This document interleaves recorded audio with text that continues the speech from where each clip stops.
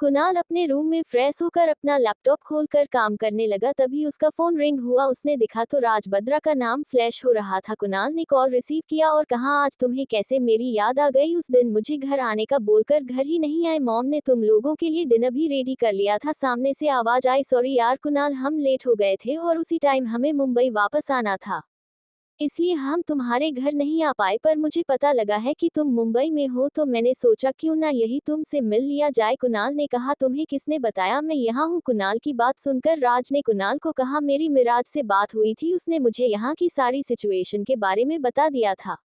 तुम चिंता मत करो, ये सब मैं हैंडल कर लूंगा, तुम आराम से अपना काम देखो, ये लीगल इशू वाला मैटर मैं सॉल्व कर लूंगा। राज बत्रा मुंबई के चीफ मिनिस्टर का बेटा है, जो कुणाल के मुंबई के सारे लिए ली थी उसको कॉल करता है और कुणाल के लिए काम भी करता है। राज बत्रा जानता है कि असल में कुणाल कपूर कौन है, कुणाल के अंडरवर्ल्ड से रिलेटेड कामों में हेल्प करता है।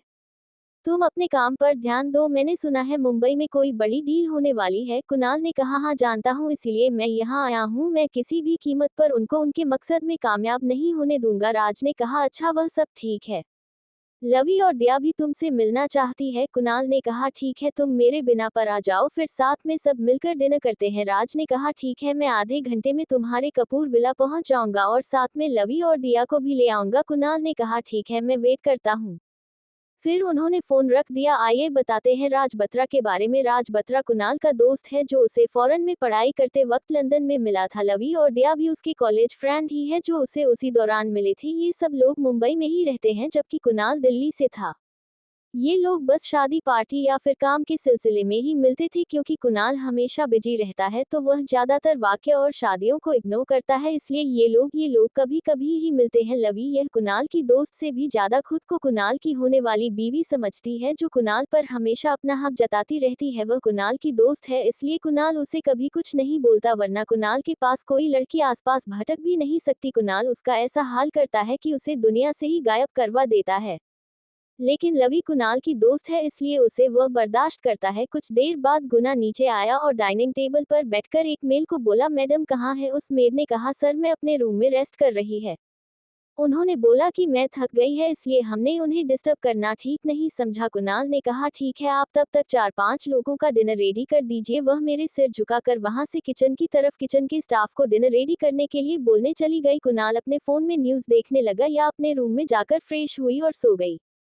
कुणाल ने जब देखा कि से अभी तक उसके पास में नहीं आई है, तो उसने मेड को बोला, जाओ जाकर मैडम को बुलाकर लाओ। वह मेड वहां से ऊपर के फ्लोर पर सिया को बुलाने के लिए चली गई। जब उस मेड ने कई बार दरवाजा खटखटाया और अंदर से कोई आवाज नहीं आई, तो उसने थोड़ा सा दरवाजा खोलकर देखा तो सिया अपने बेड पर आराम से सोई हुई थी। उसने सिया को जगाना ठीक नहीं समझा और वापस से नीचे आ गई। उसने कुणाल के आगे सिर झुकाकर कहा, सर मैडम सो रही है, हमने कई बार डोर नॉक किया लेकिन उन्होंने डोर नहीं खोला, फिर हमने अंदर जाकर देखा तो वह सोई हुई थी, इसलिए हमने उन्हें नहीं जगाया। थोड़ी देर बाद हम फिर से जाएंगे और उनको डिनर के लिए ले आएंगे, तब तक डिनर भी रेडी हो जाएगा। कुणाल ने कहा, ठीक है, तुम जाओ अपना काम करो। फिर वह मेड वहां से चली गई और कुणाल अपने फोन में बैठकर अपने व्हाट्सएप और इंस्टा अकाउंट चेक करने लगा। कुणाल बहुत कम ही अपने सोशल अकाउंट को यूज करता था, क्योंकि उसके पास इतना टाइम ही नहीं होता था कि वह सब पर ध्यान दे सके। कुछ देर बाद विला की डोर बेल बजी तो एक मेड ने जाकर दरवाजा खोला तो देखा कि वहां पर 3 लोग खड़े थे, जिनमें से एक लड़का और 2 लड़कियां थी। वह लड़का काफी हैंडसम लग रहा था और लड़कियां भी काफी खूबसूरत थी। आइए जानते हैं कौन है ये लोग। लड़के का नाम राज बत्रा, जो कि कुणाल का दोस्त है। राज देखने में काफी handsome, good looking, muscular body, charming personality, attractive look, जो किसी को भी अपनी तरफ खींच ले। वही जो 2 लड़कियां थी, उनमें से एक लवी और एक दिया थी। लवी पूरी की पूरी मेकअप की दुकान थी, अपने कानों में बड़े बड़े इयररिंग्स और हाथ में चमचमाते डायमंड का ब्रेसलेट और बहुत सारी ज्वेलरी पहनी हुई थी और घुटनों तक की शॉर्ट ड्रेस में मैं काफी ठीक ठाक लग रही थी। वही दिया एक सिंपल से लोअर टी शर्ट में थी और बिल्कुल सिंपल लुक क्या हुआ था, देखने में वह बहुत सिंपल थी फिर भी बहुत प्यारी लग रही थी। दिया को लवी की तरह दिखावा करना पसंद नहीं करती थी। दिया एक साफ और अच्छे दिल की लड़की थी, जो कभी किसी का बुरा सोचती नहीं थी और ना ही करती थी, जबकि लवी अपने मतलब के लिए किसी के साथ कुछ भी कर गुजरने को तैयार थी। उस मेड ने सिर झुकाकर तीनों का वेलकम किया और अंदर आने को कहा। तीनों अंदर आए तो कुणाल उन्हें हॉल में सोफे पर बैठा दिखा। कुणाल को देख तीनों कुणाल के पास आ गए। राज ने कुणाल को आवाज देकर कहा, व्हाट्सअप ब्रो। कुणाल ने राज की आवाज सुनी तो उनकी तरफ देखने लगा। जैसे ही तुम्हारी सोचकर देखिए के पास आया। लवी ने राज और दिया को पीछे धकेल दिया और खुद कुणाल के गले लगकर बोली, कुणाल बेबी मैंने तुम्हें कितने फोन किए, कितने मैसेज, इसके लिए तुमने मुझे एक मैसेज और फोन कर रिप्लाई नहीं किया। राज और दिया दोनों लवी की इस हरकत से चीड़ गए। दिया ने राज से कहा, लो हो गई इसके नौटंकी चालू। कुणाल ने लवी को एक झटके में अब खुद से दूर किया और कहा, मेरे पास इतना टाइम नहीं कि मैं किसी के मैसेज और कॉल का रिप्लाई दे सकूं। इतना बोल कुणाल ने लवी को पूरी तरह इग्नोर किया और राज को और दिया के पास जाकर उन्हें हक कर लिया। उसके बाद तीनों अलग हुए। फिर कुणाल ने उन्हें बैठने को बोला और खुद भी उनके साथ बैठकर बातें करने लगा। लवी बार बार कुणाल से चिपके जा रही थी। कुणाल इरिटेट हो रहा था, लेकिन वो चाह कर भी उससे कुछ नहीं बोल पा रहा था। लवी बार बार कुणाल को टच कर रही थी, जिसे देख कोई पर खड़ा गुस्से में आ गया था। वह थी अपनी सिया मैडम, जो अभी अभी सोकर उठी थी और भूख के मारे खाना ढूंढते हुए नीचे आ रही थी। जब कुणाल को किसी लड़की को टच करते देखा तो सिया को ऐसे लग रहा था जैसे कोई उसकी कीमती चीज उससे छिन रहा हो, क्योंकि कुणाल बस सिया पर ही ध्यान देता था, बाकी है और किसी बारे में ना तो बात करता था और ना ही सोचता था। कुणाल हमेशा सिया की बात मानता था। इतने दिनों में कुणाल हमेशा सिया के साथ अच्छे से बिहेव करता था, उसका ख्याल रखता था, उसे किसी कीमती चीज की तरह प्रोटेक्ट करता था। सिया कुणाल पर अपना हक समझने लगी थी। यह बात उसे खुद भी नहीं पता थी, उसे कुणाल का किसी लड़की के पास होने से इतना बुरा क्यों लग रहा है। सिया कहीं ना कहीं कुणाल को पसंद करने लगी और यह बात उसे से खुद पता नहीं थी। सिया भागकर सीढ़ियों से नीचे आए और सीधा जाकर कुणाल की गोद में बैठ गई। सिया की हरकत से वहां जितने भी लोग रह गए, खासकर राज, दिया और लवी। सिया ने कुणाल को कहा, मॉन्स्टर आप यहाँ बैठे हो और मैं आपका कब से हूँ, मैं वेट कर रही थी और आप यहाँ बैठकर इन लोगों से गप्पे लड़ा रहे हो। आपको मेरा एक बार भी ख्याल नहीं आया कि मुझे बुला ले। सिया की बात सुन कुणाल ने सिया के सर पर प्यार से हाथ फेरा तो सिया ने कुणाल को कमर से हक कर लिया। सिया किसी बच्चे की तरह कुणाल की गोद में बैठकर कुणाल से लिपट गई। कुणाल सिया को खुद से अपने इतने पास आता देख खुश था, क्योंकि आज पहली बार सिया खुद से उसके पास आई थी और साथ ही साथ कुणाल को समझ नहीं आ रहा था कि सिया इस तरह बिहेव क्यों कर रही है। कुणाल ने भी दोनों हाथों से सिया को अपनी बाहों में जकड़ लिया। फिर कुणाल ने सिया से कहा, रैबिट क्या आपको भूख लगी है। सिया ने अपनी गर्दन हाँ में हिला दी। कुणाल ने सिया से कहा, ठीक है चलिए फिर आप डाइनिंग टेबल पर जाए, मैं थोड़ी देर में आता हूँ। सिया ने एक जिद्दी बच्चे की तरह जिद करते हुए कहा, नहीं पहले आप हमारे साथ चलिए तभी हम जाएंगे। कुणाल बड़े प्यार से सिया को कहा, रैबिट बच्चा मैंने कहा ना, मैं थोड़ी देर में आता हूँ, आप जाए। सिया में फिर भी मना कर दिया और कुणाल चिपक कर बैठ गई। कुणाल को सिया से इतने प्यार से बात करते देख राज और दिया हैरान थे। वो अच्छे से जानते थे कि कुणाल कितना खतरनाक गुस्से वाला एक सख्त मिजाज इंसान है, जो किसी को भी अपने पास फटकने तक नहीं देता। आज पहली बार उन्होंने किसी लड़की को उसके करीब देखा था। लवी का तो गुस्से के मारे चेहरा ही लाल हो गया था। उसने सोफे से उठते हुए सिया पर चिल्लाते हुए कहा, कौन है ये जाहिल गवार लड़की, जिसको इतनी भी मैनर्स नहीं है कि किसी के भी गोद में ऐसे ही नहीं बैठा जाता, और है कौन ये बेशर्म लड़की जो जोक की तरह तुमसे चिपक गई है। रुको, इस दो कोड़ी की लड़की को तो मैं अभी सबक सिखाती हूँ। लवी की बात सुनकर कुणाल का पारा हाई हो गया। उसने घूरकर लवी की तरफ देखा और कहा, खबरदार जो इसके आगे तुमने एक शब्द भी कहा तो मैं भूल जाऊंगा तुम कौन हो। चुपचाप वापस अपनी सीट पर बैठ जाओ। इस पर सिया को गुस्सा आ गया। सिया कुणाल की गोद से उठकर लवी के सामने जाकर खड़े हो गई। फिर उसने एक नजर ऊपर से नीचे तक लवी को देखा और कहा, ओ हेलो में मेकअप की दुकान, तुम्हारी हिम्मत कैसे हुई मेरे घर में आकर मेरे बारे में ही सब बोलने की। तुम खुद को समझती क्या हो, तुम कहीं की महारानी है जो किसी कुछ भी बोल सकती हो। आए अगर आज के बाद तुमने मुझ पर इस तरह चिल्लाया ना तो तुम्हारा मुंह तोड़ दूंगी। फिर मैं देखती हूँ अपने टूटे मुंह पर तुम कैसे इतना मेकअप पोत कर फिरती हो। सिया की बात सुनकर लवी का गुस्सा सातवें आसमान पर पहुंच गया। उसने लगभग सिया पर चिल्लाते हुए हाथ उठने की कोशिश की, पर सिया ने उसका हाथ बीच में ही रोक लिया और उसका हाथ कलाई से पकड़कर मरोड़ते हुए उसकी पीठ से लगा दिया और कहा, भले ही मैं कमजोर दिखती हूँ पर मुझे कमजोर समझने की कोशिश मत करना। मेरे घर में खड़ी हूँ इसलिए मैं तुम्हें इतनी इज्जत दे रही हूँ। आइंदा से मेरी किसी भी चीज पर तुमने अपना हक जमाने की कोशिश की तो मैं तुम्हें कहीं का छोड़ूंगी। सिया की इस हरकत को देखकर सब लोग हैरानी से मुंह खोलो सिया को देख रहे थे। राज ने जब एक नजर सिया को ठीक से देखा तो सिया उसे बहुत प्यारी लगी। सिया ने मिनी स्कर्ट और क्रॉप टॉप डाला हुआ था, अपने बालों की पोनीटेल बनाई हुई थी। सिया एकदम किसी परी जैसी दिखती थी। राज सिया को एकटक देखे जा रहा था। कुणाल की नजर जब राज पर गई तो उसने राज की नजरों का पीछा उस तरफ देखा जहां राज देख रहा था। कुणाल को राज पर गुस्सा आ गया। कुणाल धीरे से राज के पास गया और उसके कान में कहा, उसे घूरना बंद करो, वो मेरी है और तुम्हारी। कुणाल की बात सुनकर राज सकपका गया। राज ने कुणाल से कहा, हाँ तो मैंने कब कहा मेरी है। राज ने फिर आगे कहा, वाह यार, तुमने तो बहुत अच्छी भाभी ढूंढी है हमारे लिए। ये तो सुंदर होने के साथ साथ स्मार्ट और इंटेलिजेंट भी है। इसने 1 मिनट में ही लवी के इरादे भांप लिया। मुझे तो भाभी बहुत पसंद आई। राज ने कुणाल से कहा, मुझे लगा नहीं था कि तुम जैसे पत्थर दिल इंसान को भी कभी किसी से प्यार होगा। इस पर कुणाल ने राज की बात को दोहराते हुए कहा, हाँ मुझे भी नहीं लगा था कि मुझे भी कभी किसी के लिए कुछ ऐसा फील होगा, पर जब भी मैं उसे देखता हूँ तो बस मन करता है उसे देखता रहा हूँ। उसके पास होने से मेरे दिल की धड़कन तेज हो जाती है। उसे कोई हट करे तो मुझे बर्दाश्त नहीं होता। उसकी आंखों में मुझे आंसू देखकर दुनिया खत्म करने का दिल करता है। मैं उसे हर कीमत पर अपने पास रखना चाहता हूँ। मुझे नहीं पता प्यार कैसा होता है, बस मैं इतना चाहता हूँ कि मैं सिया को जिंदगी भर अपने पास रखना चाहता हूँ और उसको अपने पास रखने का एक ही तरीका है कि मैं उससे शादी कर लूँ। मुझे नहीं पता मैं सिया से प्यार करता हूँ या नहीं, पर कीमत पर मैं उसे हमेशा अपनी आंखों के सामने देखना चाहता हूँ। कुणाल की बात सुनकर राज ने कहा, चलो अच्छा है तुम्हें भी अपने लिए कोई लड़की पसंद आ गई, वरना तो हमें लगा था कि तुम शायद कुंवारे ही मरोगे और शायद तुम्हारे चक्कर में तुम्हारे वह नमूने भाई भी कुंवारे ही रह जाएंगे। कुणाल ने अपने भाइयों के लिए राज के मुंह से नमूना सुना तो उससे गुस्सा आ गया। उसने घूर कर राज को देखा। राज ने कुणाल को अपनी तरफ देख कुणाल से कहा, वह मेरे भी दोस्त है, तुम इस तरह मुझे दूर कर क्यों देख रहे हो, मैं बस मजाक कर रहा था। तभी सिया कुणाल के पास आए और कुणाल का हाथ पकड़ते हुए कुणाल से बोली, मॉन्स्टर आपने बताया नहीं ये लोग कौन है। फिर कुणाल ने क को अपने आगे करते हुए राज की तरफ इशारा किया और कहा कि यह है मेरे कॉलेज का फ्रेंड राज बत्रा, हम लंदन में एक साथ कॉलेज में पढ़ते थे। राज ने सिया को हेलो बोला। सिया भी राज को मुस्कुरा कर हेलो बोला और हाथ मिलाया। फिर कुणाल ने दूसरी तरफ घूमकर दया की तरफ इशारा करते हुए कहा, यह है दिया, ये भी हमारे साथ कॉलेज में ही पढ़ती थी। फिर कुणाल ने बहुत ही बेरुखी के साथ लवी की तरफ देखते हुए कहा, और यह है लवी, यह भी हमारी कॉलेज की ही फ्रेंड है। सिया ने लवी को इग्नोर कर दिया को हेलो कहा। दिया ने भी बड़े प्यार से सिया को हेलो बोला और सिया के पास जाकर उसे हक कर लिया। ये देख लवी जल भुन गई। सिया ने मुस्कुरा कर दिया से कहा, मुझे बहुत जोर से भूख लगी है, चलो खाना खाते हैं। अगर थोड़ी देर मुझे खाना नहीं मिला तो पक्का मैं बेहोश हो जाऊंगी और फिर आपको मुझसे बात करे बिना ही अपने घर वापस लौटना पड़ेगा। सब लोग सिया की बात पर मुस्कुरा दिए और डाइनिंग टेबल पर जाकर बैठ गए। वहीं लवी तो अपने मन में सिया के लिए बेपनाह नफरत पालकर उसे सबक सिखाने की फिराक में थी।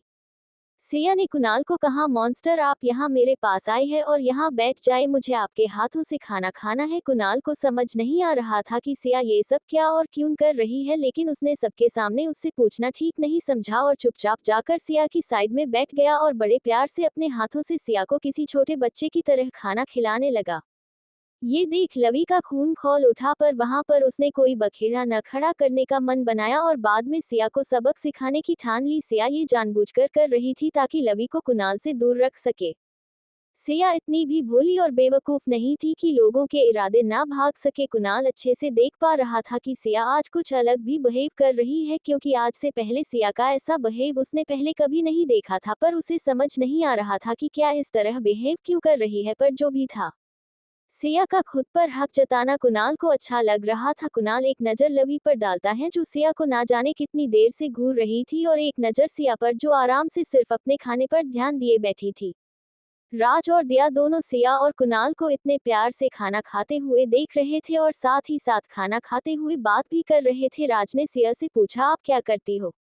सिया जी क्या ने मुस्कुराकर राज से कहा, भैया फिलहाल तो मैं घर पर हूँ और फ्री हूँ, लेकिन बहुत ही जल्द मैं कपूर एम्पायर में जॉब के लिए अप्लाई करने वाली हूँ, क्योंकि मैंने थोड़े दिन पहले ही दीक्षित एम्पायर की जॉब से रिजाइन कर दिया है। राज निखिल को अच्छे से जानता था, लेकिन उसे नहीं पता था किसी और निखिल की ही सगी बहन है नाले। कुणाल ने राज को कहा, राज मैं तुम्हें बताना भूल गया, ये सिया दीक्षित है, निखिल की छोटी बहन। कुणाल की बात सुनकर राज, दिया और लवी तीनों सिया की तरफ हैरानी से देखने लगे, क्योंकि वह निखिल को अच्छे से जानते थे। राज ने खाना खाते खाते कुणाल की तरफ देखा और कहा, ये तुम क्या बोल रहे हो, मैंने तो सुना था सिर्फ निखिल अकेला ही था जो उसकी फैमिली में बचा था, तुमने और निखिल ने कभी हमें सिया के बारे में कुछ नहीं बताया। फिर दिया और राज दोनों ने मुस्कुराते हुए सिया से कहा, वह हमें नहीं पता था तुम निखिल की बहन हो। सिया ने कहा, कोई बात नहीं, मुझे भी कुछ दिन पहले ही पता चला। दिया राज और कंफ्यूज थे। राज और दिया ने पूछा, मतलब तुम्हें भी नहीं पता था? तुम निखिल की बहन है। इस बार भी हम उसके बारे में बाद में बात करते हैं। अपने आप लोग खाने पर था ध्यान दीजिए। थोड़ी देर बाद सब ने खाना पसंद किया और वापस से हॉल में क्या कर रहा है तुझे? इस बार लवी कुणाल के बिल्कुल पास बैठी थी। ये देख कि आपका गुस्सा बढ़ गया, लेकिन उसमें लगे कोई और कल साइड में सोफे पर बैठ गई। जब कुणाल ने देखा कि यह गुस्से में है तो वह से उठकर खुद ही सिया के पास जाकर बैठ गया। ये देखना लवी का पारा हाई हो गया और वो सिया को खा जाने वाली नाच नजरों से घूरने लगी। लवी ने अपने मन में कहा, लो जितना उड़ना है तुम्हें जमीन पर लाकर नहीं गिरा दिया तो मेरा नाम भी लवी नहीं। कुणाल पर सिर्फ मेरा हक है और कुणाल सिर्फ मेरा ही है, मेरा था मेरा ही रहेगा। तुम जैसी दो कोड़ीखियों औरतों को मैं कुणाल पास टिकने भी नहीं दूंगी। जस्ट वेट एंड वॉच मैं तुम्हारा क्या हाल करती हूँ। लवी ने कहा, मुझे वॉशरूम यूज करना है। सिया, क्या तुम मुझे वॉशरूम तक ले जा सकती हो? सिया का बिल्कुल मन नहीं था कि वह लवी को वॉशरूम ले जाए, पर वह इतनी भी बुरी नहीं थी कि किसी लड़की हेल्प ना करे।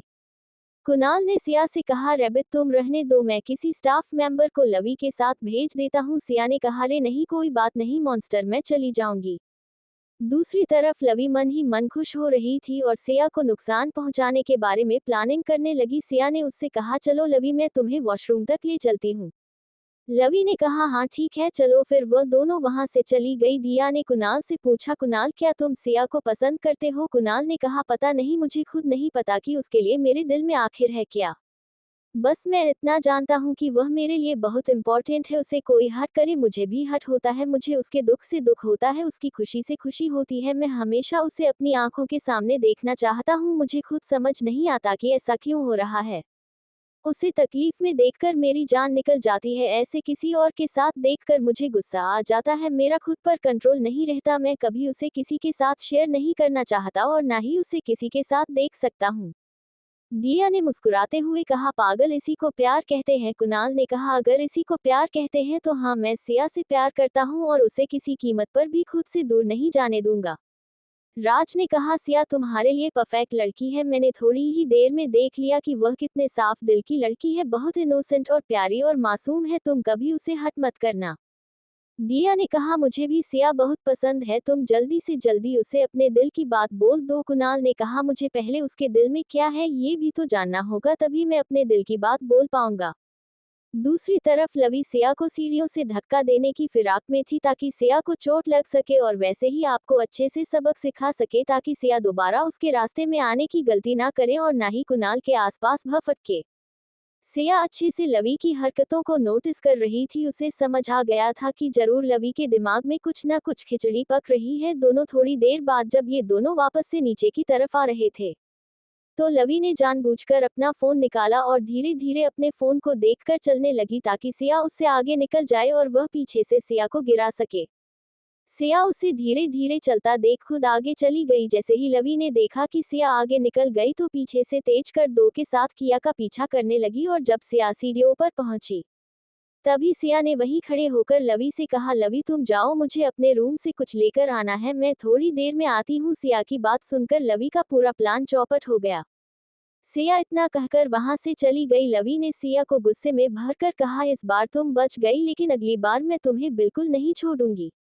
तुमने मेरी चीज पर अपना हक जताने की कोशिश की है और लवी कभी किसी को अपनी चीज पर हक जताने नहीं देती। मैं तुम्हें तुम्हारे किए की सजा जरूर दूंगी। तुम देखना मैं किस तरह तुम्हें पर बात करूंगी। आज तुमने मेरे कुणाल को छुआ है ना, मैं तुम्हें ऐसा कर दूंगी कि दोबारा तुम्हें कोई छू ही नहीं पाएगा। मैं तुम्हें कहीं मुंह दिखाने लायक नहीं छोड़ूंगी। बहुत घमंड है ना तुम्हें अपनी खूबसूरती पर, मैं तुम्हारा वह हाल करूंगी तो तुम्हें खुद के चेहरे से भी नफरत हो जाएगी। इतना बोल लवी सबके पास नीचे आकर बैठ गई। थोड़ी देर बाद राज ने कहा, अब हमें चलना चाहिए, बहुत लेट हो गया है, हम फिर कभी मिलते हैं। इस बार तुम सिया को अपने साथ लेकर आना, फिर हम सारे सिया को मिलकर मुंबई घुमाएंगे। फिर राज ने कहा, अच्छा ठीक है, अब तुम भी जाओ और आराम कर लो, क्योंकि तुम लोग भी ट्रैवल करके आए हो, तुम लोगों को आराम करने चाहिए, तुम लोग थक गए होंगे, अब हम चलते हैं। कुणाल ने तीनों को सी ऑफ कहा और अपने रूम की तरफ चला गया। फिर उसे सिया की याद आई, सिया कहाँ है, तो वह सिया को देखना उसके रूम में चला गया। तो सिया अपने बेड पर बैठकर आराम से लैपटॉप में मूवी देखते देखते चॉकलेट खा रही थी और बच्चों की तरह अपने फेस को चॉकलेट गंदा किया हुआ था। कुणाल सिया के पास आया और सिया से कहा, रैबिट तुम क्या कर रही हो। सिया ने कुणाल को देखकर कहा, मॉन्स्टर इधर आओ, देखो कितनी अच्छी मूवी है ये, तुम भी देखो। कुणाल ने सिया को कहा, नहीं अभी बहुत रात हो गई है, तुम्हें सो जाना चाहिए, कल मैं तुम्हें मुंबई घुमाऊंगा, अगर तुम्हें मुंबई घूमना है तो अभी टाइम से सो जाओ, तभी तो टाइम से उठ पाओगी। सिया ने कहा, मैं सो जाऊंगी, लेकिन पहले आप इधर आइए। सिया ने जबरदस्ती कुणाल का हाथ खींचकर अपने पास बिठा लिया। सिया जरा भी अंदाजा नहीं था कि उसने कुणाल को अपने कितने करीब खींच लिया है। वही कुणाल लैपटॉप की तरफ ना देखकर सिया के चेहरे की तरफ देख रहा था, जिस पर चॉकलेट के धब्बे लगे हुए थे। क्या का फेस देख कुणाल का गला सूखने लगा। कुणाल से रहा नहीं गया, उसने सिया का चेहरा अपने दोनों हाथों में पकड़ा और अपने सिया के होंठों पर रख दिए। इससे आंखें बड़ी हो गई। कुणाल ने सिया के फेस से सारी चॉकलेट अपनी चीज से साफ कर दी।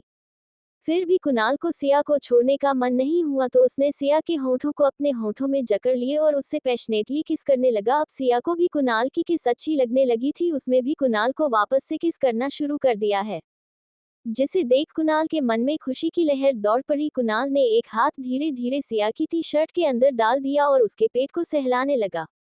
कुणाल के ऐसा से करने से सिया के शरीर में सिरहन सी पैदा हो गई, उसके रोंगटे खड़े हो गए। कुणाल धीरे धीरे सिया के पेट को सहला रहा था और उसे पैशनेट की किसके जा रहा। जब कुणाल ने देखा कि सिया को सांस लेने में तकलीफ हो रही है, तब कहीं जाकर उसने सिया को फ्री किया। कुणाल ने सिया को एक नजर देखा, लेकिन उसका मन नहीं था कि वो सिया को खुद से दूर करे। उसने फिर से सिया को अपने करीब खींचा और उसकी गर्दन को चूमने लगा और धीरे धीरे एक हाथ से उसकी पीठ को सहलाने लगा। कुणाल अपना आपा खो रहा था, उसकी बॉडी का इंटरनल पार्ट सख्त हो गया था। कुणाल अच्छे से महसूस कर रहा था कि उसका बॉडी पार्ट सख्त हो गया है, इसलिए उसने सिया को छोड़ा और फिर सिया को गुड नाइट बोल उसके माथे पर किस कर अपने रूम में सोने चला गया। कुणाल के जाने के बाद सिया ने अपने फेस और गर्दन को छूकर देखा, उसके फेस पर अपने आप ही एक मुस्कान आ गई, तो उसे खुद भी नहीं पता था कि वह मुस्कुरा रही है। फिर उसने खुद ही बड़बड़ाते हुए कहा, ये क्या हो गया है सिया तुझे, तू कब से ये सब करने लगी, चल अपने काम पर ध्यान दे, ये सब फालतू की चीजें हैं। इतना बोलकर वह फिर से चॉकलेट में ठूंस कर खाने लगी और लैपटॉप में मूवी चलाकर आराम से बैठ गई। कुणाल अपने रूम में पहुंचा और सीधा वॉशरूम में घुस गया और शावर चलाकर शावर के नीचे खड़ा हो गया। लगभग आधे घंटे तक वह शावर के नीचे खड़ा रहा। जब उसे लगा कि उसकी बॉडी अब पहले से बेटर फील कर रही है, उसने शावर मन किया और कपड़े चेंज कर अपने बेड पर आकर लेट गया और लेटे लेटे सिया के बारे में सोचने लगा। उसे बार बार मन हो रहा था कि वह सिया के पास जाकर उसे अपने सीने से लगाकर सोए, पर वह ऐसा नहीं कर सकता था। उसे अच्छे से पता था कि अगर वह ऐसा कुछ करेगा तो सिया उसे सवाल पर सवाल कर इरिटेट कर देगी, जो कि कुणाल को सबसे ज्यादा इरिटेटिंग लगता है। ऐसे ही करते करते कुणाल नींद के आगोश में चला गया। सिया के रूम में सिया लैपटॉप पर मूवी देख रही थी और मूवी देखते देखते कब उसकी आंख लग गई उसे भी नहीं पता चला। अगली सुबह कपूर मेंशन में सब लोग डाइनिंग टेबल पर नाश्ता करने के लिए इकट्ठा हुए। दादाजी ने सबसे पूछा, क्या तुम लोगों की बात कुणाल और सिया से हुई? सब ने कहा, नहीं दादू, हमारी उनसे कोई बात नहीं हुई और ना ही उन्होंने हमें कॉल किया। निखिल ने कहा, दादू तो आप जानते हैं कि सिया हमसे नाराज है, ना तो वह हमारा फोन उठाएगी और ना ही खुद हमें कॉल करेगी। इस पर दादी माँ ने कहा, हाँ हमारी बच्ची को इतना हट किया है, वह कैसे तुमसे बात कर लेगी। निखिल ने कहा, जानता हूँ दादी माँ, और मैं ये भी मानता हूँ मुझसे गलती हुई है, पर उसे भी मेरे साथ ऐसा बिहेव नहीं करना चाहिए जैसे मैं उसके लिए कोई अजनबी हूँ। मैं भाई हूँ उसका, मानता हूँ मुझसे गलती हुई, पर मेरी गलती की इतनी बड़ी सजा तो नहीं देनी चाहिए थी ना मुझे। उसने मुझे इग्नोर कर दिया है, बिल्कुल वैसे भी बिहेव कर रही है जैसे उसकी लाइफ में हूँ ही नहीं। ऐसा बोलते बोलते निखिल की आंखों में आंसू भर आए। मीरा जी ने निखिल के सर पर प्यार फेरते हुए कहा, कोई बात नहीं निक्कू बच्चे, सब ठीक हो जाएगा, वह बहुत जल्दी फिर से तुम्हारी पहले जैसी बहन बन जाएगी, जो तुम्हें हमेशा परेशान करेगी, तुम्हारे साथ बात करेगी, लड़ाई करेगी, तुम्हें एंटरटेन करेगी। तुम फिक्र मत करो, उसकी नाराजगी ज्यादा दिन तक नहीं चल पाएगी। हम भी देखते हैं वह अपने भाई से कब तक नाराज रहेगी। हम अच्छे से जानते हैं वह भी तुम्हारे बिना रह नहीं पा रही होगी, पर अपनी जिद के आगे उससे ये सब कहाँ दिखाई देता है। माही और तन्वी ने कहा, हम लोगों से तो वह तब तक बात नहीं करेगी जब तक हम उसके सामने गिड़गिड़ाते नहीं। हम अच्छे से जानते हैं जब वह हमसे नाराज होती है ऐसे ही बिहेव करते हैं जैसे हम उसकी लाइफ में कोई मैटर नहीं करते। कबीर और माहिर ने कहा, ये तो तुम्हें उसे हट करने से पहले सोचना चाहिए था, तुम जानते हो तुम्हारी बातों से उसका कितना दिल दुखा था। माही और मीरा ने कहा, हम जानते हैं, हम उसे सॉरी कहना चाहते हैं, लेकिन वह हमारी बात नहीं सुन रही। कबीर ने कहा, कोई बात नहीं छोटा रैबिट को वापस आने दो, सब ठीक हो जाएगा। कबीर ने माही को कहा, चलिए माही दी, हम ऑफिस चलते हैं। आप, मैं और माहिर भाई एक ही कार से चलते हैं, क्योंकि हमें जाना तो एक ही जगह है और अब आप इस भी एक ही जगह आना है, तो क्यों फिर अलग अलग कार यूज करें, एक साथ जाएंगे तो रास्ता भी आसानी से कट जाएगा। तीनों वहां से अपने ऑफिस के लिए निकल गए। फिर तन्वी और निखिल ने कहा, मीरा माँ, दादी, दादू, हम लोग भी ऑफिस के लिए निकलते हैं, शाम में मिलते। वह दोनों भी चले गए। दादी दादू सिया के जाने से बहुत उदास है, एक अकेले से हो गए थे। जो दादी दादू के लिए टाइम निकालती थी और उनके साथ बातें करती, मस्ती करती, उन्हें कभी बोर नहीं होने देती थी। दादू ने कहा, मीरा बच्चा, क्या आप हमारी सिया से बात करा सकती हैं, हमें उसकी बहुत याद आ रही है। उस नालायक लड़की ने तो इन बूढ़े दादू को जाने के बाद एक बार भी याद नहीं किया। दादू की बात सुनकर मीरा जी ने दादू से कहा, पापा जी, मैं अभी उसको कॉल करती हूँ। मीरा जी डाइनिंग टेबल से उठकर सोफे के पास रखे हुए अपने फोन को उठाकर सिया का नंबर डायल कर देती है। 3 दिन के बाद सिया की नींद खुलती है। वह नींद में उठती है और बिना देखे कॉल रिसीव कर लेती है। बोलती है, क्या हुआ, सुबह सुबह किस निकम्मे को चैन नहीं है मेरे बिना। सिया की बात सुनकर मीरा जी ने चिल्ते हुए कहा, नालायक लड़की, अब तुम हमसे ऐसे बात करोगी। सिया ने अपनी आंखें में खोलते हुए अपना फोन देखा तो उस पर मीरा जी का कॉल था। उसने वापस फोन कान के पास लगाया और कहा, सॉरी, वह हम नींद में थे, हमने बिना देखे आपका फोन उठा लिया, इसलिए हमने आपसे ऐसे बोल दिया। I am very very very sorry, please हमें माफ कर दीजिए। I am really really very very sorry. Meera ji ने कहा, ठीक है, रेलवे एक्सप्रेस, मेरी बात सुनो। सिया ने कहा, हाँ अच्छा, आप ये बताए वहां पर सब ठीक है। और मीरा जी ने सिया से कहा, हमने कॉल कर लिया, आप हमारी याद आ गई, अगर हम कॉल नहीं करते तो आप लोग तो हमें भूल ही चुके थे। एक बार जाकर फोन करना जरूरी नहीं समझा तुम लोगों ने। इस पर सिया ने कहा, मीरा माँ, ये सब आपके बेटे की गलती है, उन्होंने हमें इतना परेशान कर दिया कि हम अपना फोन चार्ज करना ही भूल गए। हमने रात को अपना फोन चार्जिंग पर लगाकर छोड़ जाता ताकि सुबह चार्ज हो जाए। मीरा, ठीक है, दादू से बात करिए। दादू को फोन दे दिया। मीरा जी, निकाल दीजिए, आपकी लाडली से बात कीजिए। मीरा जी ने फोन दादू के हाथ में थमा दिया। दादू ने कहा, हेलो बच्चे, क्या आप इस बूढ़े दादू को भूल गए हो, आपने हमें एक बार भी कॉल नहीं किया। सियाने ने दादू से कहा, दादू, मैं आपको कॉल करने वाली थी, लेकिन आपके उस छछूंदर पोते ने मुझे मेरा फोन चार्ज नहीं करने दिया। दादू ने कहा, कोई बात नहीं, उस नालायक को तो बाद में देखता हूँ, पर अभी मैं आपकी बात कर रहा हूँ तो आप अपने बारे में बात करेंगे, उस गधे से तो मैं बाद में बात करता हूँ। उसने हमारी बच्ची को परेशान किया है, उसकी तो मैं घर आते ही अपनी छड़ी से मरम्मत करता हूँ। सिया दादू की बात सुनकर खुश हो गई और दादू से कहा, दादू, सच में नीली आंख वाले मॉन्स्टर को छड़ी से मारोगे आप। दादू ने कहा, हाँ। सिया और भी खुश हो गई, सही में दादू, आप उसकी दोनों टांगे तोड़ देना, मुझे बहुत परेशान किया है उसने। वह एक नंबर का बेवकूफ और गधा, खड़ूस, जिद्दी, घमंडी राक्षस है, हमेशा अपने मन की करता है, मुझे कुछ नहीं करने देता था। सिया ने जब सब बोल रही थी, उसे कोई अंदाजा नहीं था कि कोई उसके गेट पर खड़ा होकर यह सब सुन रहा है और अपनी आंखें छोटी कर को घूर रहा था। वो था कुणाल। सिया लगातार कुणाल की बुराई किए जा रही थी। दादू ने कहा, ठीक है, आप ये बताएं मुंबई कैसा लगा। सिया ने कहा, दादू, मैंने मुंबई देखा ही कहाँ है जो आपको मैं बताऊं मुझे मुंबई कैसा लगा, उसने मुझे कहीं नहीं घुमाया ही नहीं। सिया की बात सुनकर दादू ने कहा, कोई बात नहीं, कल ही तो तुम पहुंचे हो, आराम करो, फिर आराम से घूम लेना, अभी काफी वक्त है। दादू की बात सुनकर सिया ने कहा, ठीक है दादू, मैं फ्रेश होती हूँ, फिर आपसे दोपहर में बात करूंगी। फिर सिया और दादू ने एक दूसरे को बाय किया और फोन रख दिया। जब सिया बेड से उठकर खड़ी हुई तो उसकी नजर सामने खड़े कुणाल पर जा टिकी, जो उसे कब से आंखें छोटी कर घूर रहा था। सिया ने हड़बड़ाते हुए कुणाल से कहा, आप कब आए। सिया की बात सुनकर कुणाल ने कहा, सिया से कहा, जब तुम दादू से मेरी तारीफ कर रही थी तब। कुणाल से सिया की तरफ कदम बढ़ाते हुए कहा, तो क्या कह रही थी तुम दादू को, मैं राक्षस हूँ, खलूस हूँ और ना जाने क्या क्या बोल रही थी तुम। सिया ने अपने दांत दिखाते हुए कुणाल से कहा, अरे वह तो बस मैं मजाक कर रही थी, भला आपके बारे में मैं ऐसे कैसे बोल सकते हैं, आप तो कितने स्वीट हो, कितने दयालु हो, कितने अच्छे हो, आप सच में बहुत अच्छे हो। सिया को गिरगिट की तरह रंग बदलते देख कुणाल का मुंह खुला का खुला रह गया। कुणाल अपने मन में सोच रहा था, अभी ये लड़की थोड़ी देर पहले मुझे दुनिया का सबसे बुरा इंसान बोल रही थी और अभी 1 मिनट के अंदर यह मुझे दुनिया का सबसे अच्छा इंसान भी बना रही है। मैं इस लड़की को क्या करूं, ये तो गिरगिट से ज्यादा तेज रंग बदलती है, भगवान जाने मैं इसे कैसे हैंडल कर पाऊंगा, इसका दिमाग बच्चों की तरह चलता है। सिया ने कुणाल को सोचते देखा तो उसने वहां से भागने में ही अपनी भलाई समझी। सिया वहां से सीधा वॉशरूम की तरफ भाग गई। सिया को इस तरह भागते देख कुणाल ने अपना सिर पीट लिया। फिर कुणाल ने सिया को आवाज दी, रैबिट मैं बाहर जा रहा हूँ, तुम नाश्ता कर लेना, मुझे कुछ काम है, मैं दोपहर तक लौट आऊंगा, उसके बाद हम शाम को घूमने चलेंगे, तब तक आराम करो। इतना बोल कुणाल वहां बोल से चला गया। थोड़ी देर बाद सिया फ्रेश होकर नीचे आए और सारे स्टाफ को गुड मॉर्निंग विश किया। सब लोगों को पिया का नेचर बहुत ही अच्छा लगा। सब ने सिया से अच्छे से बात की। एक मेड ने सिया को नाश्ता सर्व करते हुए कहा है, आप नाश्ता कर लीजिए, अगर आपको कुछ भी चाहिए तो हमें बता देना, हम आपके लिए मंगा देंगे।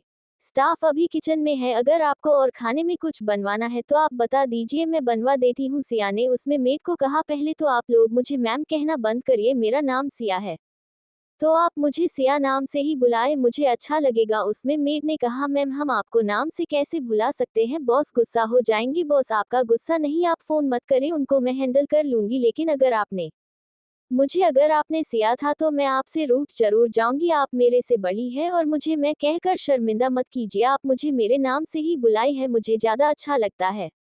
फिर उस मेड ने सिया से कहा, तो आप ही बताएं मैं आपको क्या कहकर बुलाऊं, आप मुझे सिया बोलिए बस। वह मेड वहां से मुस्कुरा कर चली गई। उस मेड के जाने के बाद सिया ने नाश्ता करना शुरू किया और बैठे बैठे अपने मन में सोचा, ऐसा क्या काम था जो ये नीली आंखों वाला मॉन्स्टर मुझे अपने साथ नहीं लेकर गए और मुझे मिलना जरूरी नहीं समझा, मुझे आवाज देकर चले गए। सिया ने कहा, कोई बात नहीं, आपको जहां जाना है जाओ अभी, लेकिन अगर आप मुझे शाम को घुमाने नहीं ले गए तो मैं आपको छोड़ूंगा नहीं। इतना बोलकर सिया फिर से नाश्ते में बिजी हो गई। थोड़ी देर बाद नाश्ता फिनिश किया और एक मेड को बोला, क्या आप मेरे साथ बाहर चलेंगे, मुझे बाहर का व्यू और गार्डन देखना है। उसमें मेड ने कहा, जी मैडम। सिया ने कहा, मुझे मैडम नहीं सिया कहिए।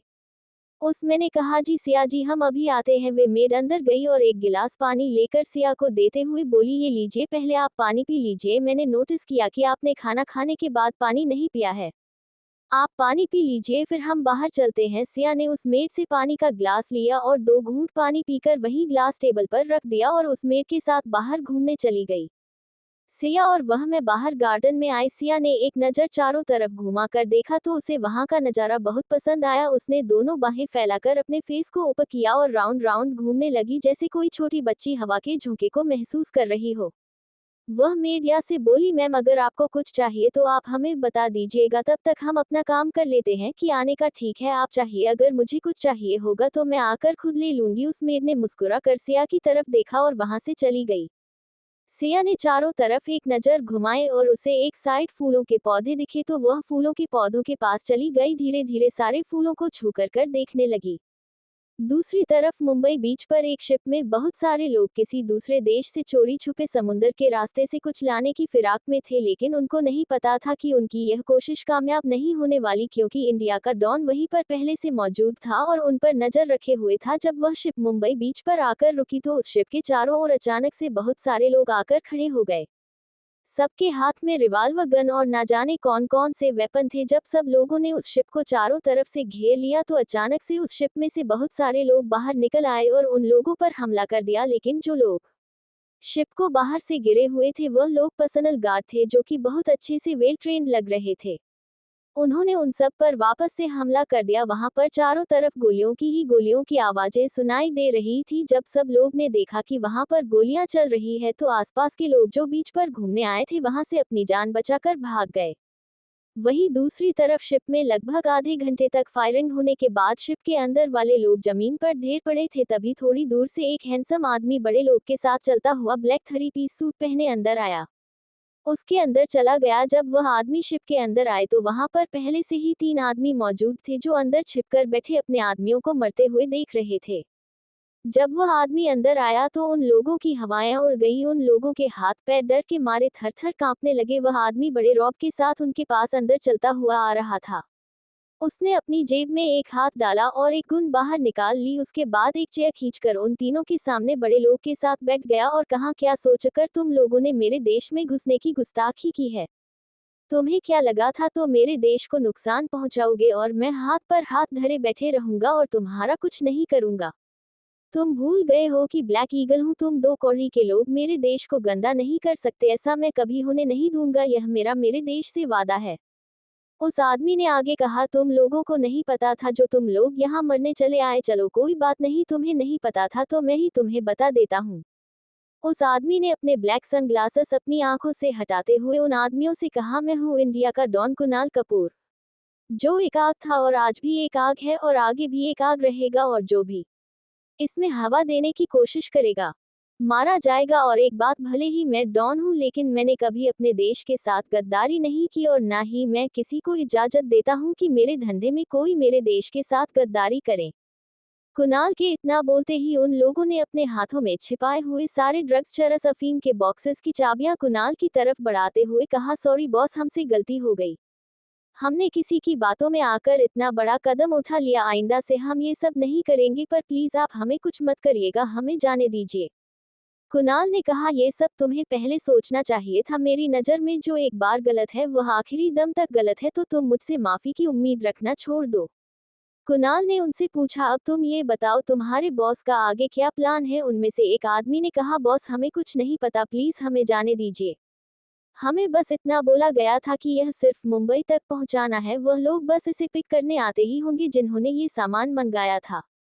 उन लोगों की बात सुनकर कुणाल ने एक शैतानी हंसी हंसते हुए कहा, अच्छा तो तुम्हें अभी भी ये लगता है कि इस शिप पर तुम्हें कोई बचाने आ पाएगा, अगर ऐसा है तो ये तुम्हारी सबसे बड़ी भूल है।